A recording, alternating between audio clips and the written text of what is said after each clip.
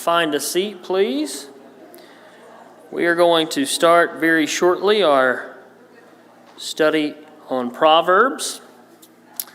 For those of you who are traveling and visiting with us, we thank you for being here. We hope that you have a good holiday with your family. We are looking forward to having a good meal with our family tomorrow. Jamie and the kids and I, still getting used to that. The kids and I, we're going down to Alabama to spend some time with my folks, and then we'll be back this weekend. So, Lord willing, we all have safe travels, and thank you for being with us. Now, we have been going through Proverbs topically, and if you can remember when we first started, we gave a list on the screen of all the topics and in which order we would be going over these topics. So, we kind of did things just according to that list, and so last time I got to teach was on parenting, and now we're going to be on pride. I do appreciate Josh filling in for me last week. I was in California, and you might be thinking, well, why in the world would you want to go to California? I'm a diehard Seattle Seahawks fan. I'm not from Washington. I have no reason. There's no explanation, but I'm a diehard Seahawks fan. No one has an explanation, right? It just doesn't make sense. A lot of things with me, you just look at them and say, what? Why? You know? But me and my very best friend went to go see our rival, which is the San Francisco 49ers. And, we were supposed to lose that game pretty terribly. I did not realize how much joy I would get walking out and seeing a sea full of red jerseys just sad. And it just made me so happy. We were there. We beat them at their home. And then we spent the rest of our time there, the few days that we had in California, looking at the beautiful mountains and Yosemite and Kings Canyon and Sequoia. And we had two plans. If we won the game, we were going to just enjoy the hikes and God's beautiful nature. And if we lost the game, we were going to burn down the sequoias out of anger. So we didn't have to set any fires. It was a great trip. Appreciate Josh filling in for me while I was gone. Now, let's go ahead and get on into it. We are in Proverbs looking at pride. Now, if you just look up the word pride in the book of Proverbs, it shows up a lot. But we'll go ahead and look at what pride is. So pride is, number one, it is something that God hates. Now, this is probably where your mind went when we first said the word pride in association with the book of Proverbs. But let's go to chapter 6, and we'll start there at verse number 16 and drop down through verse number 19. And I do want to say at this list of things that God despises, a lot of these ride on the back of each other. So a lot of them are tied in with one another. So look there with me at verse number 16. There are 6 things that the Lord hates, 7 that are an abomination to him. Okay, the ESV is going to say haughty eyes. The King James is going to say a proud look, I believe. Haughty eyes, a lying tongue, hands that shed innocent blood, a heart that devises wicked plans, feet that make haste to run to evil, a false witness who breathes out lies, and one who sows discord among the brethren. Now again, a lot of these are going to be associated with one another. Do you remember a couple weeks ago we mentioned the verse which talks about love covers a multitude of sins? And we kind of explain that because a lot of people don't understand that verse, and they say, well, that just means if you love God, he's not really concerned about how much you sin. That's not what that verse is talking about. When he says that love covers a multitude of sins, he's saying if you love each other, you will not want to commit certain sins, right? If you love someone, you're not going to want to murder them. If you love someone, you're not going to want to steal from them. So in that aspect, if you love someone, it's going to take care of a lot of other things underneath that. Now, if we reverse that, that's what we just read. Okay? He listed number 1, a proud look or a haughty look. Pride, number 1. And you can almost go through the list and see how pride affects all the other things that God hates. Let's look at it one more time. Verse 16. There are 6 things that the Lord hates, 7 that are an abomination to him. Pride, number 1. Pride, a lying tongue. Now, question, yes or no, do people lie sometimes out of pride? Yeah, they don't want to look foolish, or they want to cover up whatever, would make them look like a less perfect person, so they lie. Hands that shed innocent blood. Okay, that would tie into greed. Pride and greed are closely related. A heart that devises wicked plans, that could be associated in some way, shape, or form with pride. Feet that make haste to run to evil, same thing. A false witness who bears out lies. Okay, that could very easily be tied into pride. Okay, well, let's just use a hypothetical of the workplace. Okay, if there was one promotion and you and someone else in the office were up for that promotion, a proud person might make up something false about their coworker to get an edge on the position. Okay, so someone who might breathe out lies, a false witness, one who sows discord among the brothers. And that is a big one. The end of verse 19, please let us not forget the end of verse 19, because it is so easy to forget. Look, we've called it many times, the church is a family, right? God called it the household of God. This is God's family. And within a family, you're going to have arguments. You're going to have disagreements. You're going to have times where you're not happy with one another. But there's a big difference between working through something and having discord or dysfunction in the family. If you just want to sometime look through the book of 1 Corinthians and look at how many problems the Corinthians were dealing with. They were taking each other to court. They were fighting over spiritual gifts. They were arguing over who could eat and what they could eat when it came time to partake of the food that had been offered unto idols. They had all these arguments, and a lot of those arguments, pride was a big component. Pride was a big component. So pride, in a way, leads to a lot of these other things that the Lord hates. I think that's why it's listed at number 1, the first thing out of the gate. So pride is something that God despises. Okay, in the second place, pride is an abomination. Let's go to chapter 16 and look at verse number 5 there. Proverbs chapter 16, and then we'll drop down to verse number 5.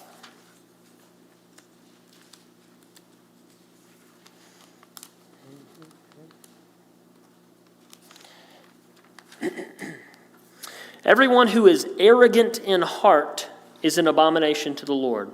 Be assured he will not go unpunished. We're going to look at some examples here in a minute. Particularly one that I'm thinking of comes out of the book of Daniel. There's a lot of examples, but God pays attention when people are proud. When people carry themselves with pride, whether it be pride towards one another or pride towards God, God takes note of that. And in this case, it's an abomination, and it will not go unpunished. Okay? It may go unrecognized by your peers, but God is keeping track of when we are prideful. Number 3, it is a sin. Chapter 21 and verse number 4.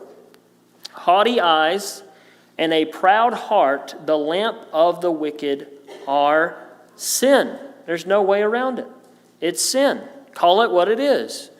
To be a proud person, to be someone who carries themselves with an arrogant, better-than attitude, it is wrong. Okay? Remember, we've talked many times about God not being a respecter of persons, God not being someone who is picking some people to be loved and some people to not be loved and some people to be saved. And some, we don't believe in Calvinism. God created us all equal. We have all sinned and fallen short of the glory of God. We all have the same value in the eyes of God. God loves us all. Therefore, in and of itself, to carry yourself with pride as if we are better than someone else, stands in opposition to how God made us, right? Didn't the apostles have problems with that?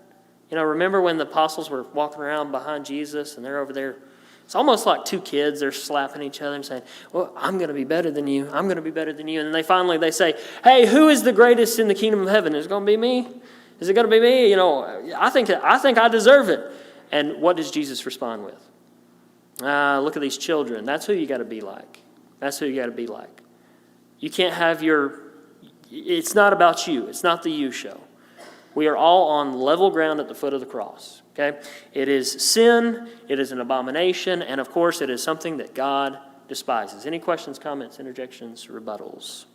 Okay, because we're going to kind of go through the slides, the first part of the slides pretty quickly. Then we're going to spend the last bit of this on some examples. And I even had to leave some examples out. So hopefully we have time for all of them.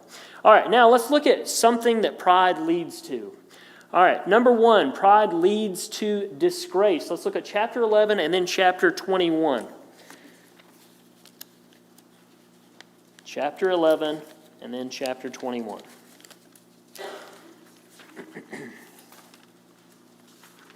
Verse number 4. Verse number 2. When pride comes, then disgrace. But with the humble is wisdom. Now, chapter 21 and verse number 24. Scoffer is the name of the arrogant, haughty man who acts with arrogant pride. He uses the word arrogant there twice in one verse and calls them a scoffer. You know, if you just take a moment to think about pride from God's perspective, it must be so odd to watch. I mean, of course, God loves us, unconditionally, and He has given His Son for us. He created the world for us. He has preserved His Word for us that we might know His will and obey Him and spend eternity with Him. God loves us unconditionally. But think about how small we are compared to how great He is. It's like looking at an anthill full of just millions and millions of ants and then fighting back and forth about who is better, who is the greatest, who is the best one of all of us. That must feel so odd from His perspective. Read that verse 24 again out of chapter 21. Scoffer is the name of the arrogant. How silly. How silly is it to argue about how great you... What have you brought to the table of humanity that has mattered in comparison to what God brings to the table? I mean, nothing. Nothing. And I'm not saying that we're not important. I'm not saying God doesn't love us. But it must be so foolish from His perspective to look down on humanity fighting over who is better, who's the best, who's the greatest. I mean, we talk about sports. I love sports.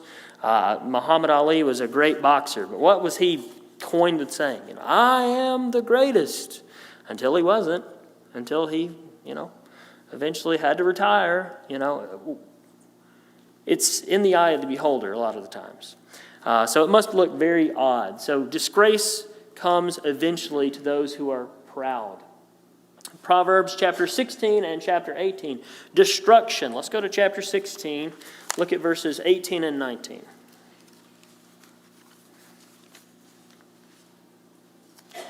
Proverbs 16, 18 through 19. Pride goes before destruction, and a haughty spirit before a fall. It is better to be of a lowly spirit with the poor than to divide the spoil with the proud. Again, remember when we started this in chapter 6, we said that a lot of times pride will fall into these other categories and spill over and cause us to do things that are not good. Okay, well, if you look at verse 19 there, you have a picture of someone who has gotten riches or gains, and evidently they did it in a way that was self-serving. So it's better to be poor, physically poor, with those who are humble or lowly in spirit than to divide ill-got gains with the proud. Look at chapter 18 and verse number 12 with me. Just a few pages. Chapter 18 and verse number 12. Before destruction, a man's heart is haughty, but humility comes before honor. So if you want to re-engineer this verse and reduce it down, how do we get honor? Humility. Okay, how do we get destruction? A haughty heart, okay, a proud heart. So eventually it's not going to pan out in the end. Disgrace, destruction, forced humility. And this is going to lead us into some of our examples that we're going to look at in just a moment. Look at chapter 15 and verse number 25 with me. Chapter 15 and verse number 25. The Lord tears down the house of the proud, but He maintains the widow's boundaries. Okay, tearing down. Who did the tearing down in that verse? God. Okay, God is not going to let it go. What did we say earlier? Unpunished. It may serve you well at your job. It may serve you well in a relationship to carry yourself with arrogance and pride. But you know who takes note of that? God. And He does not let it slide. God does the tearing down in verse 25. Chapter 29 and verse number 23.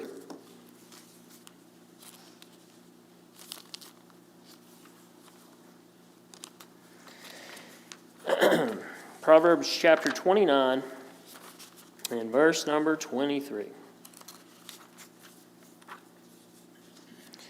One's pride will bring him low, but he who is lowly in spirit will obtain honor. Again, if you re-engineer that and reverse that verse around, how do I get honor? It's by being humble in the sight of God.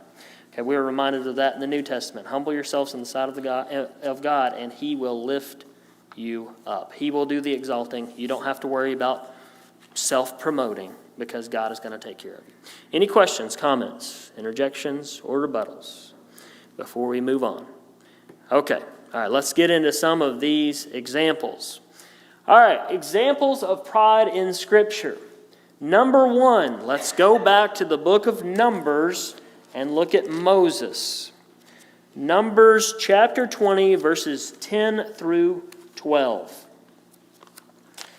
Now, we've studied this in times past, so hopefully we have a better understanding of this text. But if you were just to ask somebody who doesn't have a very in-depth biblical knowledge, why was Moses kept out of the land of promise?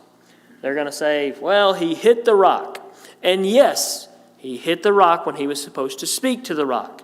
But there's more in the text than just striking the rock. Start with me in verse number 10.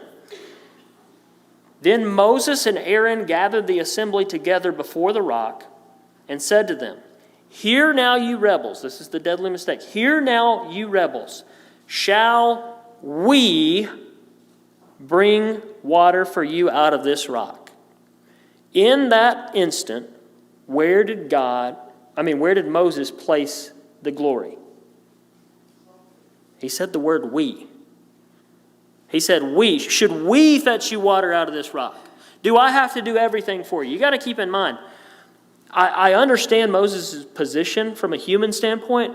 He is with a group of people, and it's a large group of people, and they are complaining constantly, and they are a pain to put up with, and they are wandering around, and every 5 seconds they're complaining about something. I mean, they're not even, you have Egypt in the rearview mirror, and they're saying, hey, we didn't like the slavery and all, but at least we had onions. I mean, I would have punched a hole in a wall if I was Moses. But when you get to that point where God has taken care of them in every single instant, and then they're complaining about the water, and he just goes, hey, do I got to do everything for you?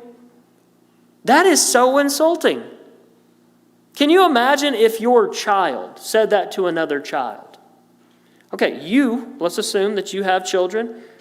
You have a job.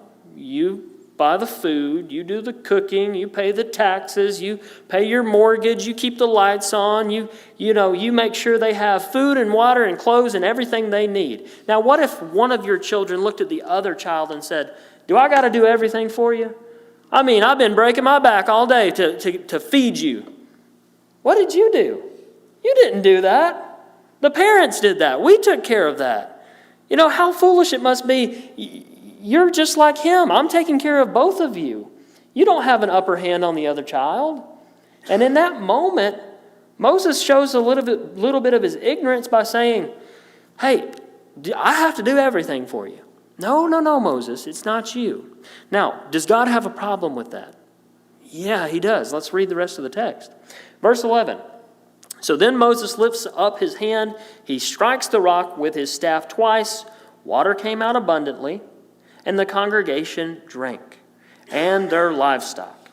Now, in that moment, before we read verse 12, think about the mind of Moses. Okay? Because it goes deeper than just the words out of his mouth. It worked. It worked. So he must be thinking, I just did it, God told me to speak to it, but I hit it and it worked just the same. I guess I did have to do everything around here. I guess I did have to take care of everybody, didn't I? God responds, verse number 12. The Lord said to Moses and Aaron, because you did not believe in me. Believe in you? We did believe in you. No, you didn't. You believed in you, Moses. You believed in you, Aaron. But because you did not believe in me to uphold me, to elevate me as holy in the eyes of the people of Israel, therefore you shall not bring this assembly into the land that I've given them. That's what happens. When you elevate yourself, again, remember we went into the book of Proverbs, God does not let it go unpunished. God notices. Pride comes before destruction. Pride comes before disgrace. Here you have the best leader in all of Israel doing things his way and taking the glory for it. And the very next verse says, because you didn't you didn't believe in me, you didn't uphold me in the eyes of the children to be holy. That's why you're not going into the land. So in the case of Moses, I wouldn't say his life was filled with pride. I wouldn't say his life was driven by self-serving. I mean, again, going back to the examples we gave before, there's a lot of times where you really had to bite your tongue to be in charge of Israel. That being said, in this moment, that pride cost him greatly. Now, of course, God would still be with Moses. God still loved Moses. It didn't mean he didn't love him, but there was consequences for his ignorance. And in that case, that ignorance came from taking the credit, not obeying God, and not believing in God and upholding him as righteous in the eyes of Israel. So pride got the better of Moses. Any questions? Thought I saw somebody's hand come up, but maybe not. All right. Now, Nebuchadnezzar. This is one of my favorite examples. I love studying Daniel with the kids. So let's go to Nebuchadnezzar. This is going to be in Daniel chapter 4, starting in verse number 28. Daniel chapter 4, starting in verse number 28. Now in this text, this is Nebuchadnezzar's second dream. Now the reason why I love this, if you go back to the beginning of Daniel, we have this whole story of Nebuchadnezzar. In chapter 1, the king takes the children out of their home, places them into Babylon. He tries to brainwash them and train them in the way of the Chaldeans. Daniel, Hananiah, Mishael, and Azariah, Shadrach, Meshach, and Abednego, they refuse the king's food. That's chapter 1. God takes care of Daniel. Chapter 2, Nebuchadnezzar has a dream. Remember the big statue? We've gone over it 6,000 times. You have the head of gold, you have the shoulders and arms of silver, you have the belly and thighs of brass, and then the feet, they're going to be mixed of clay and iron. And he explains that whole scenario. He says, hey, there's coming a day where Babylon's going to fall, the Medo-Persians are going to take over, the Grecian Empire is going to take over, then the Romans are going to take over, and then in the days of those kings, the God of heaven will set up a kingdom that shall stand forever and never be destroyed. That's chapter 2. Okay, so to this point, Nebuchadnezzar has seen young men fasting, and they outperformed everybody else in the land, chapter 1. Chapter 2, he's noticed Daniel has been the only one that could interpret the dream that he was staying up at night worried about. Chapter 3, what do we have in chapter 3? Remember the fiery furnace? He gets so mad that people aren't worshiping that he grabs these young men and throws them into a furnace, and they're not so much as touched by the smoke. 3 times, by the time we get to chapter 4, Nebuchadnezzar has seen the power of God on display. 3 times. And in those 3 times, we have this recurring theme by Nebuchadnezzar. He goes, hey, the God of heaven, he's the one. We've got to start serving these kids God. He's doing it right. He took care of them in the furnace. They weren't harmed.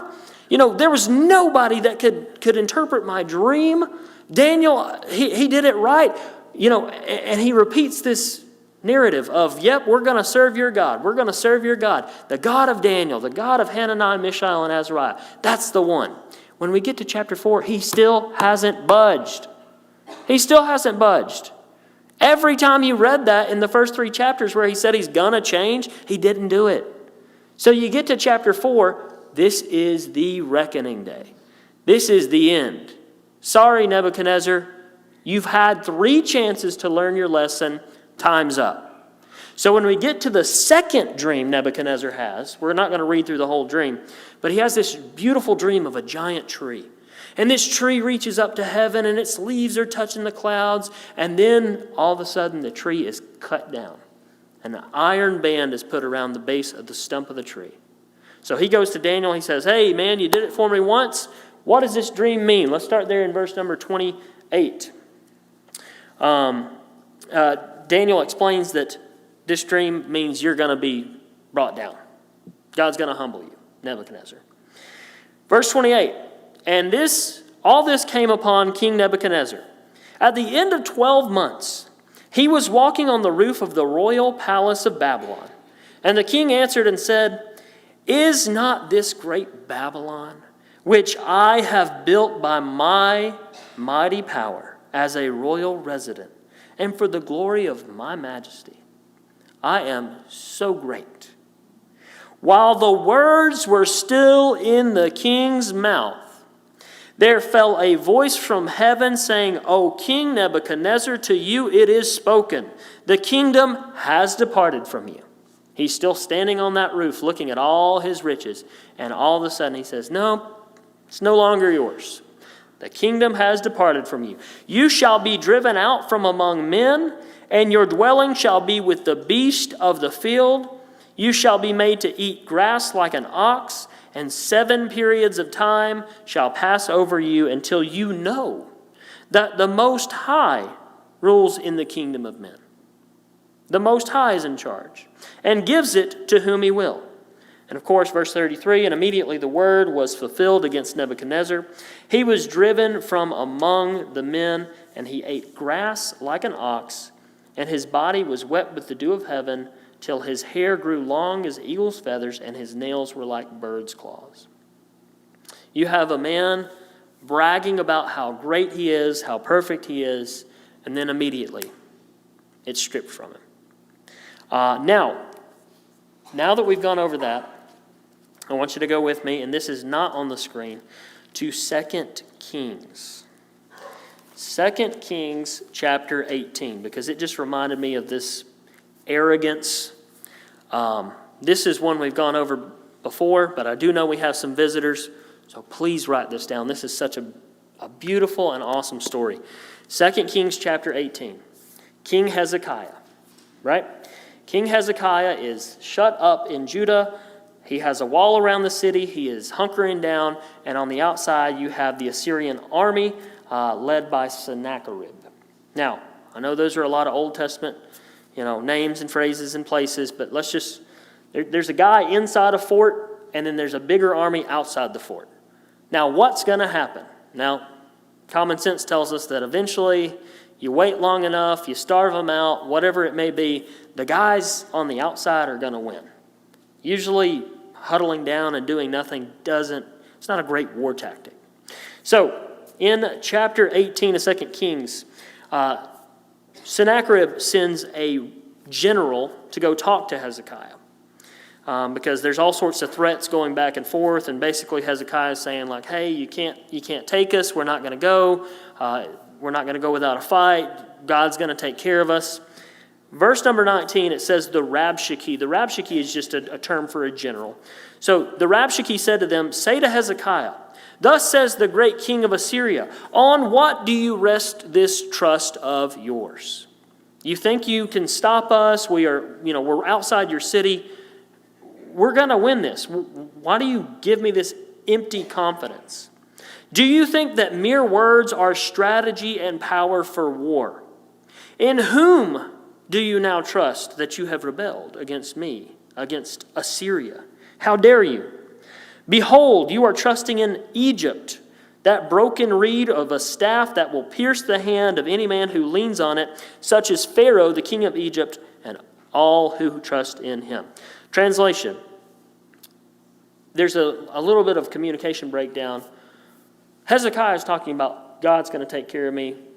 God's my strength. God's my redeemer. He spends the whole rest of this story, essentially, till we get to the end of chapter 19, praying to God. So Hezekiah is thinking spiritually. He's thinking up here. And Sennacherib's thinking down here. He's thinking earthly. So when Hezekiah says, hey, we are not going to comply, You cannot bully us. We are not going to comply. End of story. Sennacherib immediately goes to military allies. He says, look at Egypt. You think you're going to call people from Egypt to come and stop this from happening? Egypt is a broken reed that's going to pierce the hand of any man that leans on him. Now, I've not been around cactuses a lot in my life, but last year we went to Arizona. 2 years ago, we went to Arizona, and we saw those really big cactuses. They're pretty sturdy. The really big ones, I mean, some of them are as tall as this room. What happens if you just go and try to lean up against one and take a nap on one? Is it going to feel good? No. Now, it'll hold you up for a little bit, but it's going to hurt. That's what he relates Egypt to. So Egypt is powerful, but eventually it's not going to work out for you. So you can lean on Egypt all you want. It's just going to hurt you as much as it helps you. That's what he says about the military power. Again, he's thinking carnally. He's not thinking spiritually. Hezekiah's up here. Sennacherib's down here. Now, verse 22. But if you say to me, now we trust in the Lord our God, is it not whose high places and altars Hezekiah has removed, saying to Judah and Jerusalem, you shall worship before this altar in Jerusalem? Now come, make a wager with me, my master, the king of Assyria. I will give you 2,000 horses if you're able to set riders on them, blah, blah, blah, blah, blah. He goes on and tries to barter with them. Now, point number one, Sennacherib says, my armies are better than yours. Point number two, Sennacherib had a confusion about some idolatry that Hezekiah got rid of. See, Hezekiah came from a long line of bad kings. But when Hezekiah comes in there, he takes away all the idolatry. And so, essentially, Sennacherib says, you guys can't even decide which God you're serving. Is it Baal? Is it Molech? Is it the God of the Bible? Y'all are so confused about that. My God's better than your gods. My army's better than your gods. End of story. Now, again, the rest of this chapter, into midway through chapter 19, Hezekiah is going to pray. He's going to go to the source. Now, if you drop down to verse 32 of chapter 19, you see what happens in a short time frame. Again, Sennacherib's outside the city, Hezekiah's inside the city. Verse 32, therefore, says the Lord concerning the king of Assyria, he shall not come into this city or shoot an arrow there, or come before it with a shield or cast up a siege mound against it. By the way he came in, that's the way he's going to go. Okay, remember, this whole story we're talking about pride. Okay, so Sennacherib is a very proud man. He says he's going to tuck tail and run. Kings don't do that. Kings really don't like to do that, especially when their opponent is much inferior. But the way he came, that's how he's going to go. He shall not come into this city, declares the Lord. For I will defend this city, to save it for my own sake and for the sake of my servant David. Notice, he didn't say to save it for Hezekiah's sake so Hezekiah could brag about it. He says to save it for my own sake. Okay, I'm going to take care of this. And then that night, verse 35, an angel of the Lord went and struck down 185,000 in the camp of the Assyrians, and when the people arose early in the morning, behold, they were all dead bodies. What was the first thing Sennacherib bragged about? His military. He said, my military is great. You can't do anything about it. And then in one night, an angel of the Lord takes care of 185,000 of them. Now, number two, Sennacherib, king of Assyria, departed, just like God said, and he went home and lived at Nineveh. Nineveh was the capital of Assyria. Verse 37, he was worshiping in the house of Nisroch, his god, and Adremelech and Sharezer, his sons, struck him down with the sword and escaped into the land of Ararat, and Esarhaddon, his son, reigned in his stead. I love the contrast between chapter 18 and chapter 19. Chapter 18, we have the pride that we're talking about. Sennacherib saying, my army's great, my God's great, you can't stop me. You're just going to have to deal with it. Chapter 19, his army is depleted in one night, and he dies at the foot of his altar. That is pretty ironic, don't you think? I think God was trying to send a message, and it was the same message that was delivered to our other king friend, Nebuchadnezzar, in Daniel chapter 4. God is in control. He's always been in control. Don't be so foolish to think that you are, the epicenter of the universe, right? Okay, let's look at some New Testament examples. Luke chapter 18. Luke chapter 18, verses 9 through 14. Luke chapter 18, 9 through 14.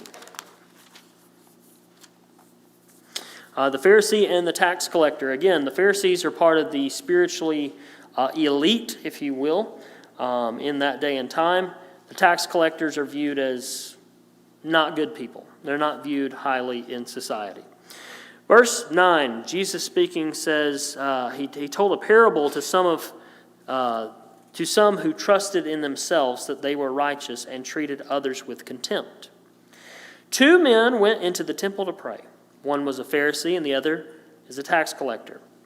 The Pharisee, standing by himself, prayed thus, God, I thank you that I'm not like other men, extortioners, unjust, adulterers, or even like this tax collector. Why am I so great? Because I fast twice a week. I give a tithe of all that I get.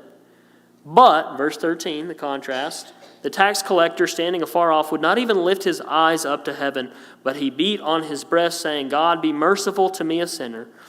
Jesus says, I tell you that this man went down into his house justified rather than the other. For everyone who exalts himself will be humbled, but the one who humbles himself will be exalted. I love how God and Jesus in the New Testament really spend a lot of time looking at the socially ignored and outcast and, what you will, and elevating them in people's minds. Remember the story of the Good Samaritan, right? Did the Samaritans and the Jews get along? No, they couldn't stand each other. So Jesus sits in a group of Jews and tells a story about a Good Samaritan. Or like in the case of the prodigal son, when everybody's looking at this son and what he's saying to the father and how rude that is and how disrespectful that is, and he needs to be completely cut off. And Jesus tells this great story of redemption about this son coming home and being restored to his former position. Or in this case, where he says you have a sinner and you have the preacher, essentially. Okay, we're using modern day terminology. But you have the sinner and the preacher.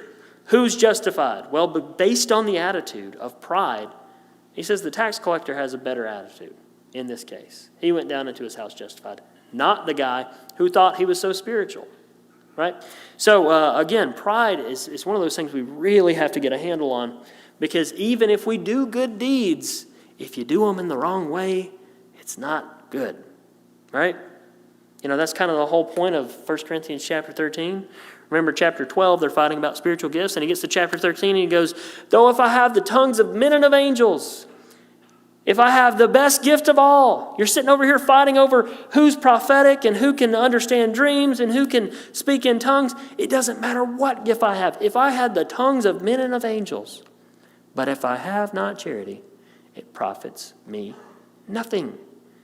If I give away my body to be burned, if I sell all my possessions, but I have not love, pointless. So again, in the case of the tax collector and the Pharisee, we might, as a society, look at the Pharisee and say, man, that's a good guy.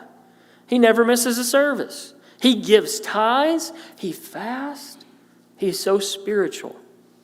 And we might look at that tax collector who's really trying, but not perfect, and we might ignore them. Okay? Again, pride will make the good deeds we do worthless, right? If we do the right thing with the wrong motivation, it cancels each other out. All right, now let's look at another example, and this is a long one, but one I wanted to finish on, Matthew chapter 23. Matthew chapter 23.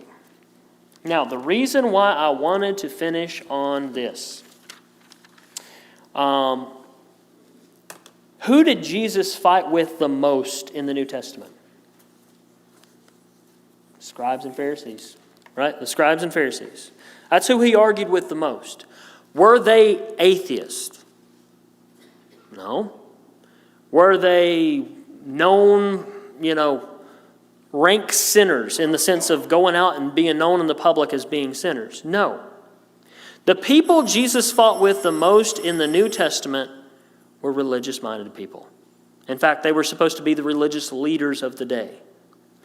But the issue that we have in the New Testament with these people is they add arrogance. They add arrogance into their actions. Pride, right? Do you guys remember when Jesus was picking grain on the Sabbath day?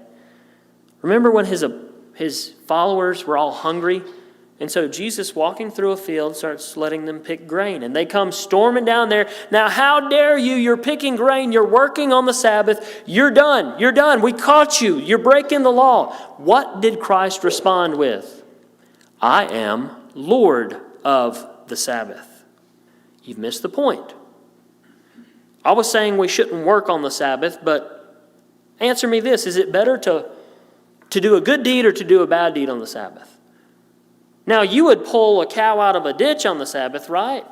But you have people here that are hungry and you're not going to let them eat on the Sabbath? You've gotten this all backwards.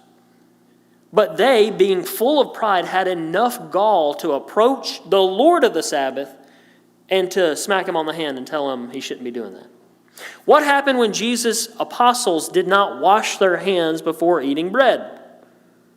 They said, hey, why do your followers, what are you doing? You are not washing your hands. You're breaking the tradition of the elders by not washing your hands before you eat. What did Christ respond with? Why are you violating the commands of God by not following my commands, by binding where I have it bound? So when we get into Matthew chapter 23, there's 7 things in a row that are said about this group of arrogant spiritual leaders. And I think this really stresses the point as to why it's so important not to be proud, especially when it comes to our service to God. Okay, starting in verse number 1, we're not going to read to verse 36. I promise you we won't. But I want you to read a little bit with me. Just get the highlights of some of these verses, okay? I want you to go down to verse number 13, okay? Let's not back up to verse 1. Let's go to verse 13. Woe unto you, scribes and Pharisees, you are hypocrites. You shut the kingdom of heaven in people's faces. You neither enter yourselves, but you are all hypocrites. He says it 2 times there. Verse 15, he says, you are hypocrites. Let's see here. Verse number 16, he's going to call them blind guides. Verse number 17, you are blind fools. Okay, in verse number 19, you blind men.